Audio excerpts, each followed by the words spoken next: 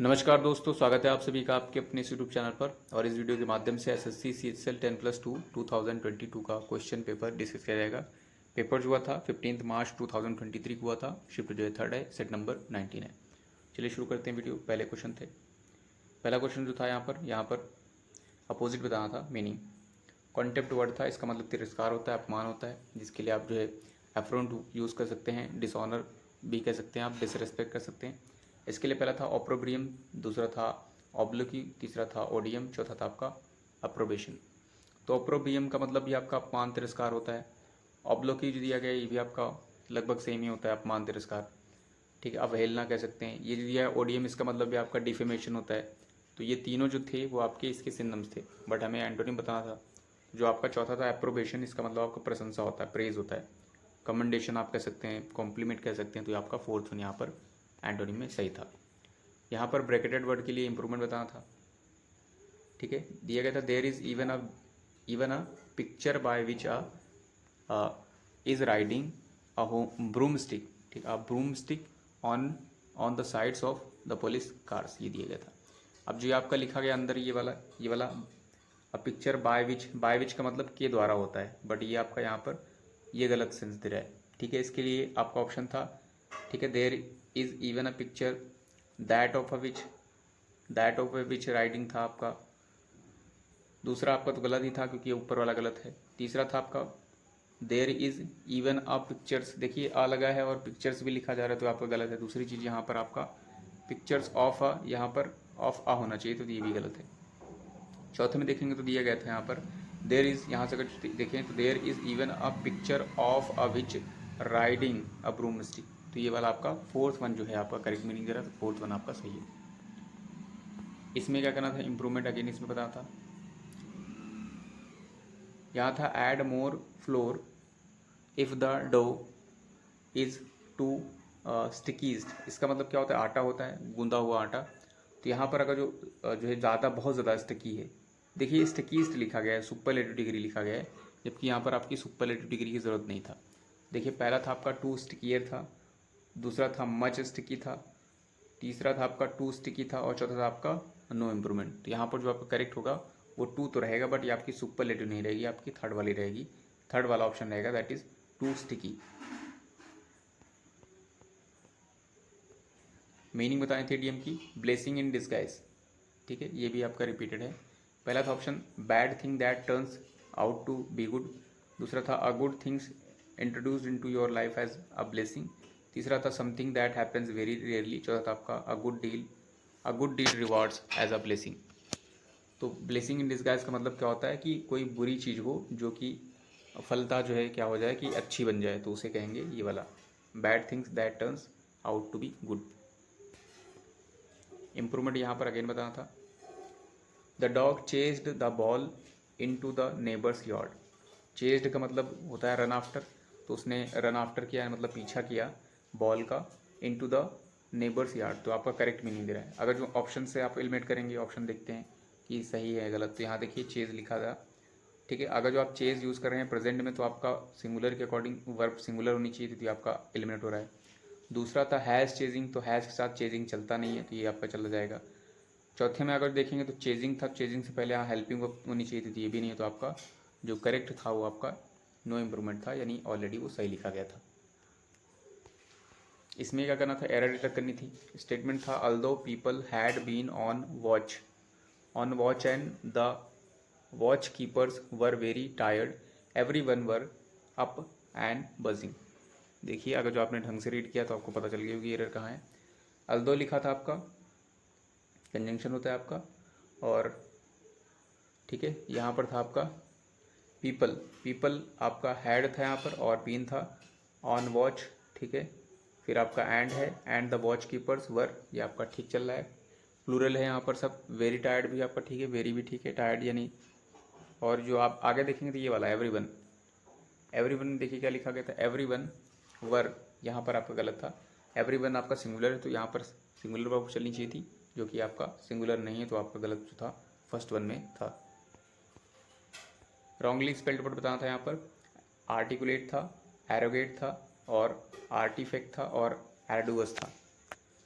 तो ये जो आपका आर्टिकुलेट है ये आपका क्या होता है, दैट कैन बी एक्सप्रेस्ड जो है क्लियरली। और एरोगेट का मतलब भी आपका जो स्पेलिंग है वो आपकी सही लिखी गई, आर्टिकुलेट की तो सही है ही। और जो तीसरा था आपका आरटी, ये आपकी स्पेलिंग गलत है। चौथे में आप देखेंगे तो ये आर्डुअस जो लिखा गया है ये आपकी स्पेलिंग सही है। आर्डुअस का मतलब दुष्कर होता है, बहुत ही हार्ड होता है, हार्ड टू डू। इसमें भी रॉन्गली स्पेल्ड बताना था यहाँ पर। अफेक्टेशन था आपका, जिसका मतलब स्नेह होता है, लगाव होता है। अबेस का मतलब क्या होता है, किसी चीज़ को बहुत ही कम आंकना, ठीक है, या ग्रेड करना, उसको डिग्रेड करना। फिर ये वाली स्पेलिंग देखिए, एरी अगर जो लिखना चाहते थे तो AIRY कर सकते थे आप, यहाँ पर स्पेलिंग गलत है इसकी। एस्थेटिक का मतलब सौंदर्य विषयक होता है, तो आपका ये भी स्पेलिंग सही थी, तो आपका थर्ड वन यहाँ पर गलत है। इसमें जो है सब्स्टिट्यूशन बताना था, one who help the needy and the helpless. जो नीडी और हेल्पलेस की हेल्प करता है उसे क्या कहेंगे, इगोइस्ट कहेंगे, हाइब्रो कहेंगे, नोविस कहेंगे, समैरिटन कहेंगे। इगोइस्ट का मतलब अहमवादी होगा तो ये आपका नहीं होगा। हाइब्रो का मतलब घमंडी होगा, प्राउडी होगा, तो ये भी नहीं होगा, हाउटी। नोविस का मतलब आपका बिगिनर होता है, बिगिनर होगा, टायरो होगा आपका, नियोफाइट होगा, तो ये भी नहीं होगा।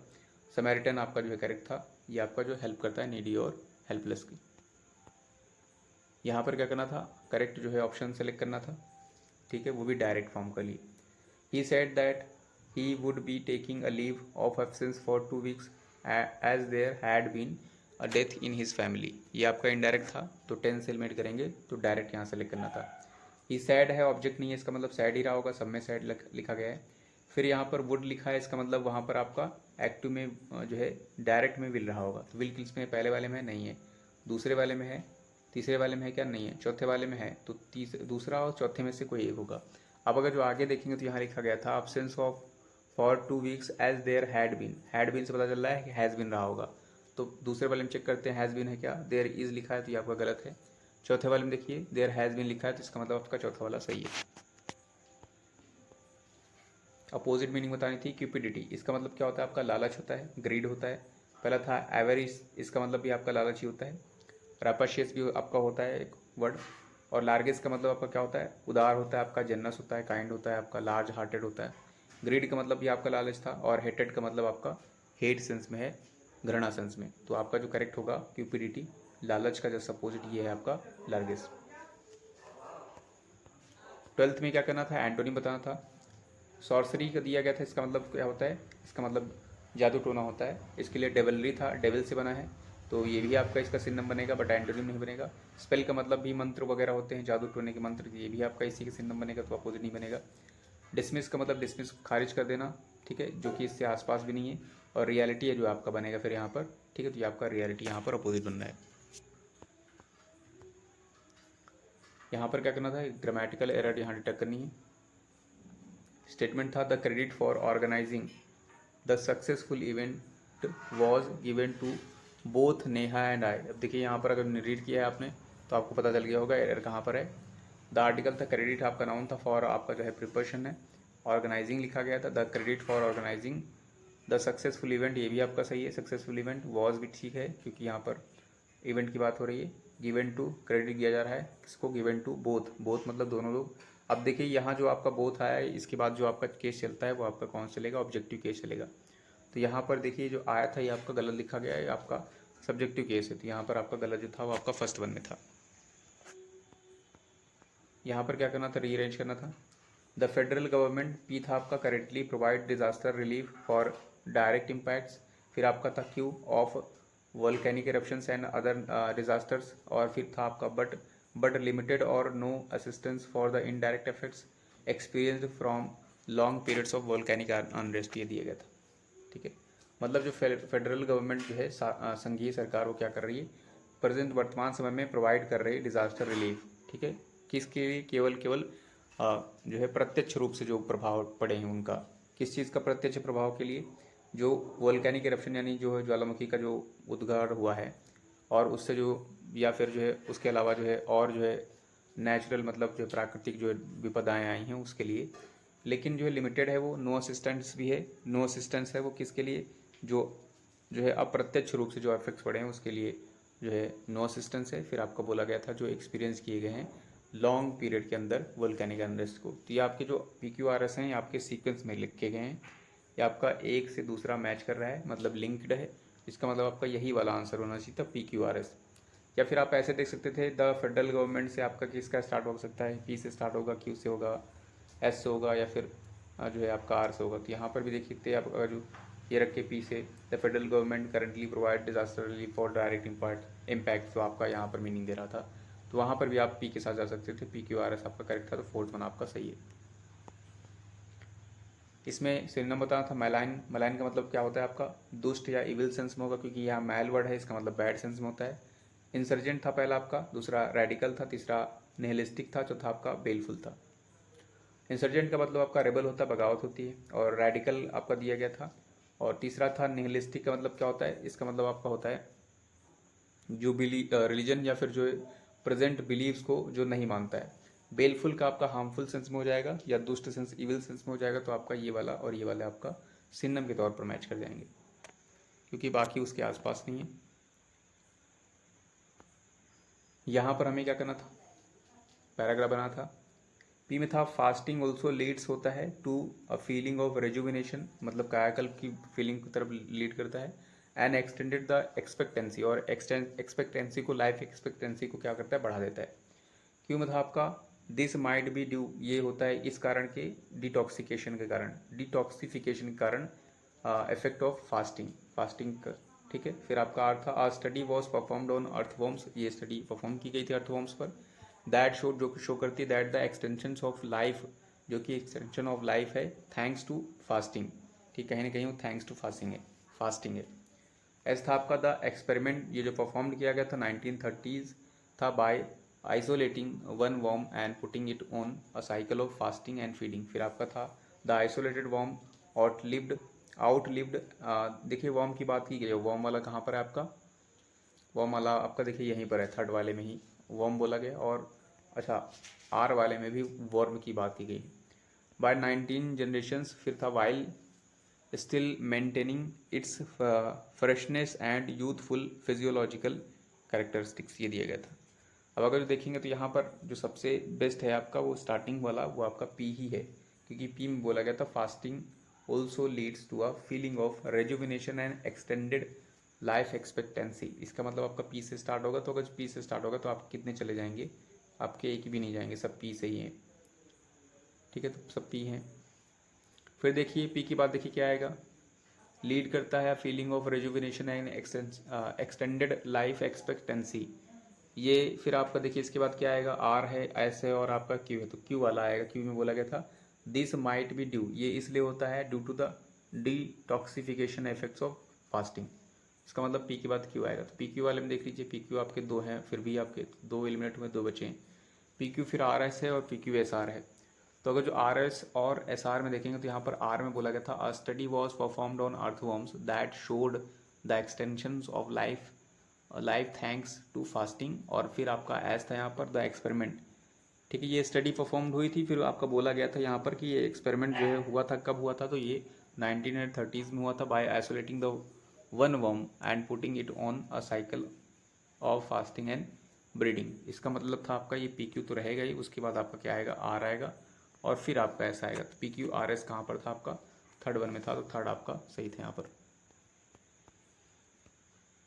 मीनिंग बतानी थी टीम की, पेडल टू द मेटल, ये था वेरी एग्रेसिव था, टू गो फुल स्पीड और specially while driving a vehicle. तीसरा था avoid responsibility by giving it to someone else. चौथा था आपका to enjoy yourself by giving out. तो पेडल टू द मेटल का मतलब था आपका to go full speed specially while driving a vehicle, तो आपका सेकेंड वन सही था। यहाँ पर क्या करना था, पैसिव बताना था। Shivam does not play football, negative है तो पैसिव भी नेगेटिव चलेगा। टेंस से एलिमिट करें तो डज नॉट से पता चल रहा है कि हमारे पास सिंपल प्रेजेंट टेंस है, सिंपल प्रेजेंट टेंस का पैसिव बनाएंगे तो इज एम आर आएगा, उसके साथ नॉट भी रहेगा। तो पहले में देखते हैं इज एम आर है, नहीं है, दूसरे में नहीं है, तीसरे में है, चौथे में नहीं है, तो तीसरा सही है आपका। इसमें क्या करना था, फिलअप बताना था। He made me think of an old time magicians more than dash, मतलब उसने मुझे सोचने पर मजबूर किया, ऑफ किसके विषय में, ऑफ एन ओल्ड टाइम, पुराने समय की किसी मैजिशियन के बारे में, उस, ठीक है।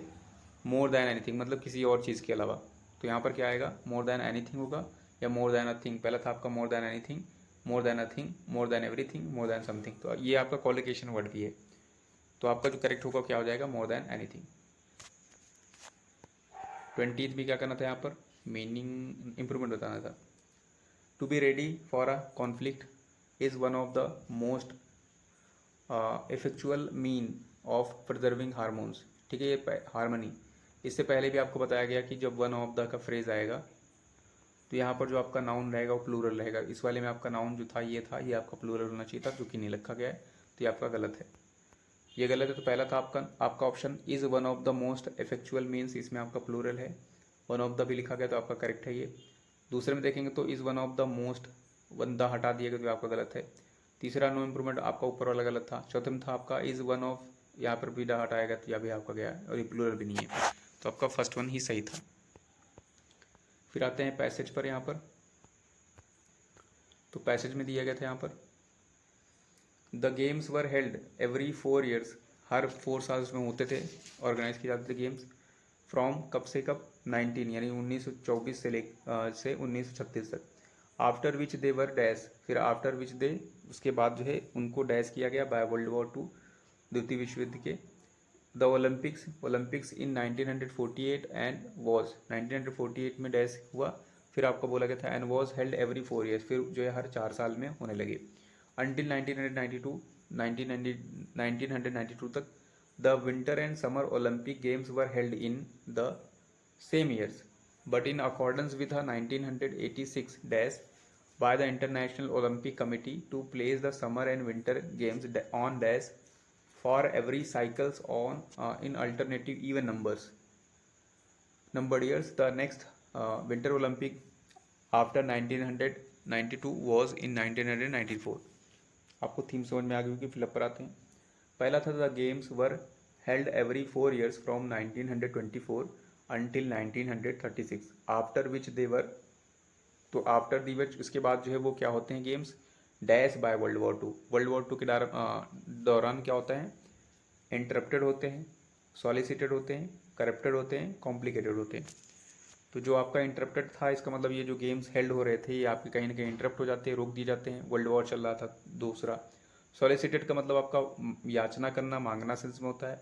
करप्टेड मतलब प्रदूषित सेंस में है, आपका कॉम्प्लिकेटेड जटिल सेंस में। तो आपका जो करेक्ट होगा वो का होगा कि उनको वर्ल्ड वॉर 2 के टाइम इंटरप्टेड कर दिया गया था, कहीं ना कहीं रोक दिया गया था। दूसरे में बोला गया था आपका द ओलंपिक्स डैश, फिर जो है ओलंपिक्स जो डैश थे इन 1948 एंड डैश, फिर 1948 में डैश होने लगी, क्या होने लगी, ट्रांसफॉर्म। देखिए वर्ल्ड वॉर 42 तक चला था, अब यहाँ 48 की बात हो रही है, 1945 तक था। 48 में क्या होते हैं फिर ये गेम्स, ट्रांसफॉर्म्ड हो जाते हैं, रिज्यूम्ड हो जाते हैं, कन्फर्म्ड हो जाते हैं या फिर एकस्टम्ड हो जाते हैं। ट्रांसफॉर्म्ड मतलब परिवर्तित हो जाते हैं गेम्स, रिज्यूम्ड मतलब फिर शुरू हो जाते हैं, ठीक है, और कन्फर्म्ड मतलब जो है पुष्टि कर दी जाती है, और एकस्टम्ड का मतलब अभ्यस्त हो जाते हैं। तो आपका जो करेक्ट होगा वो क्या हो जाएगा, ये जो है फिर से रिज्यूम किए जाते हैं, मतलब फिर से शुरू किए जाते हैं इन 1948 में। And was dash held every 4 years, फिर क्या आएगा, एंड डैश, और फिर लेकिन क्या कितने साल में होते हैं, फिर आपको बोला गया था and never held every 4 years and again held every 4 years and again bargained every 4 years and again regain every 4 years. तो आपका क्या होगा, नेवर आपका कभी नहीं सेंस में होगा तो कभी नहीं आपका नहीं आएगा। अगेन आपका करेक्ट आ जाएगा कि अगेन जो है 4 साल पर ही हो रहे थे जो कि पहले स्टार्टिंग में थे। बारगेन का मतलब बार्गेनिंग करना होता है, रीगेन का मतलब दोबारा गेन करना। तो आपका जो करेक्ट था वो आपका सेकंड वन था। फिर फोर्थ में बोला गया था अंटिल 1992 तक, फिर क्या होता था, winter and summer Olympic games जो है थे वो हेल्ड हुए थे इन द सेम ईयर, एक ही साल में हुए थे, ठीक है। But in accordance with 1986, but लेकिन सर्वसहमति से कह सकते हैं कि 1984 में, किस सहमति से, बाय द इंटरनेशनल कमेटी, ठीक है। तो यहाँ पर क्या आएगा, बाय द, ठीक है, decision by the international committee, क्योंकि यहाँ पर बोला गया था but in accordance with, in season था पहला आपका, दूसरा डिसीजन था, तीसरा था इन डिसीजन, चौथा था आपका प्रेसिजन, ठीक है। तो था in winter and summer Olympic games were held in the same years but in accordance with 1986 dash by International Olympic Committee to place the summer and winter games on dash 4 year cycles in alternating even numbers years, ठीक है। तो यहाँ पर आपका जो था पहला option था इन सीजन इंसिजन का मतलब चीरफाड़ होती, और डिसीजन का मतलब जो निर्णय था, और इन डिसीजन का मतलब जो है डिसीजन का जस्ट अपोजिट बनाया गया है। प्रेसिशन का मतलब आपका एकदम संक्षिप्त सेंस यथार्थ होगा, रियल। तो यहाँ पर जो आपका करेक्ट आएगा इंसिशन नहीं था आपका, जो करेक्ट था वो आपका डिसीजन था। ठीक है, इन अकॉर्डेंस बोला गया है यहाँ पर, सहमति से जो है 1986 में डिसीजन होता है by the International Olympic Committee to place the summer and winter games. Winter और समर ओलंपिक गेम्स में क्या किया जाता है, फिर आगे बताना था। ठीक है, बाय द 4 ईयर साइकिल में, 4 ईयर साइकिल बना दिया जाता है उनका हर 4 साल बाद, और अल्टरनेटिव इवन नंबर्स में ईयर्स में। तो कस्टमरी होता है bye international committee, together by international committee, और सेपरेट बाय इंटरनेशनल कमेटी, और matching bye International Olympic committee. तो कस्टमरी अकॉर्डिंग टू कस्टम्स है, टुगेदर साथ साथ है, सेपरेट मतलब थोड़ा सा अलग कर दिए जाते हैं, और मैचिंग का मतलब जो है एकदम मैच कर दिए जाते हैं। फिर अगर जो आप लास्ट में देखेंगे तो यहाँ पर बोला भी गया था 4 ईयर का साइकिल बनाया जाता है, अल्टरनेटिंग इवन नंबर्स पे चलते हैं every years. The next winter Olympics 1992 was in 1994। तो यहाँ पर जो करेक्ट आपका आंसर होगा वो क्या होगा, कस्टमरी नहीं होगा, टुगेदर भी नहीं होगा, आपका सेपरेट हो जाएगा। तो सेपरेट यहाँ पर करेक्ट आंसर था। सो आई होप इस वीडियो के माध्यम से आपने कुछ जरूर सीखा होगा। So thanks for watching this video.